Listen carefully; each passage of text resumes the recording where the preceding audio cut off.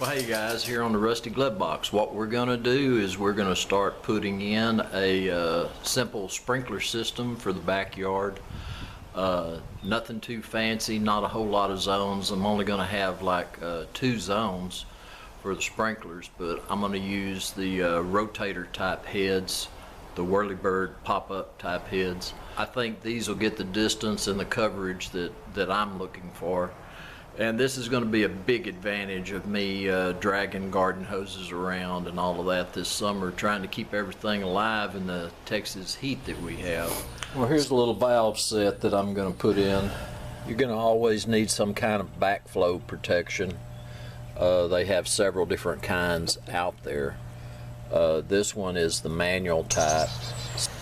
Well, this is it. It's pretty straightforward. Just kind of dig a hole, hook up your water supply to it, and then come off with this has 3/4 inch pipe outlets. I put that on there, and I'm gonna have 2 lines that go to sprinklers.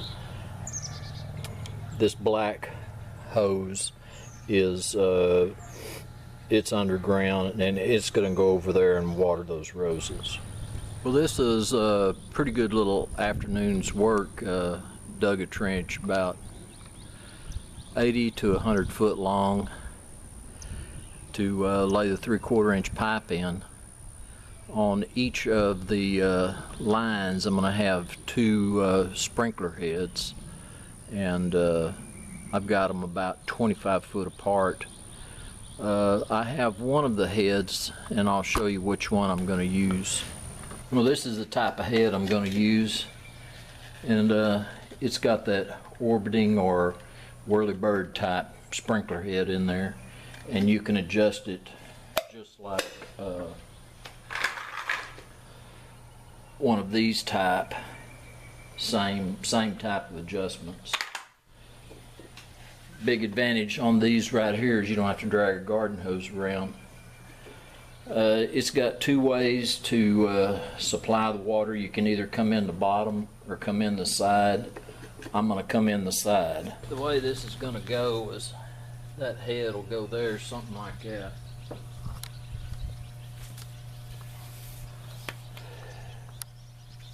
I'll have a fitting that goes in the end of that pipe, and then this will go around, and I'll have a push-in barb that'll go in here and there, and that way it gives you the ability to kind of move this head around a little bit to get it at just the right point. Well, this is what the head looks like, and it's got that little impulse. I think you can see that has the blue nozzle in it. With this style head, you can swap out the nozzles, and when it's done spraying, it just falls back down into the cavity there.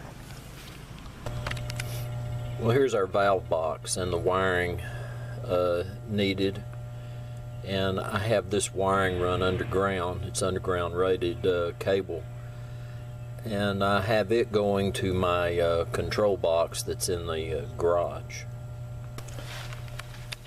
Well, here's a picture of the sprinkler timer I'm using, and it's easy to connect all your wiring. It has these little pull-up tabs, and you can stick your wire in and push it down, and they're connected real good and solid. I use the white wire as my common wire, and you have 2 terminals here that's for common. The rest of them are the power wires for your control valves. What you do, you tie all your common wires together and branch them all off your single common. And then this is the power wires, or the positive wire, for each one of your solenoids. I've got a total of 5 solenoids out there for 5 different zones.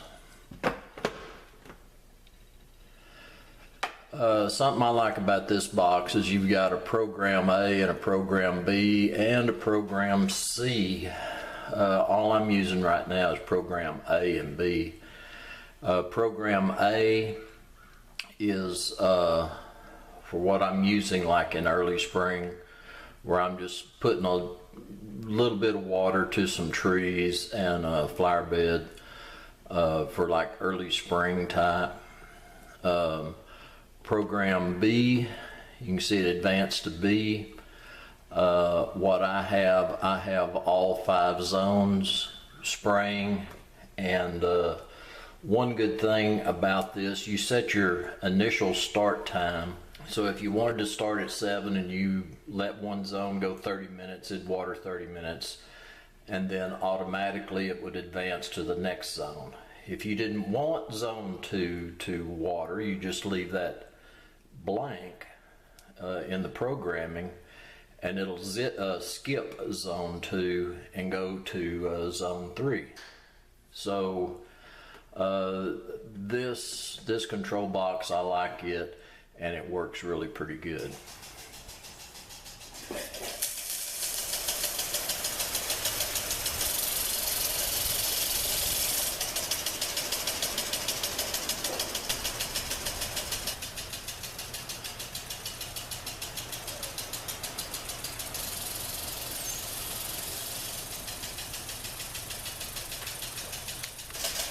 Well, here we go, guys. We got that sprinkler system done in the ground and operating.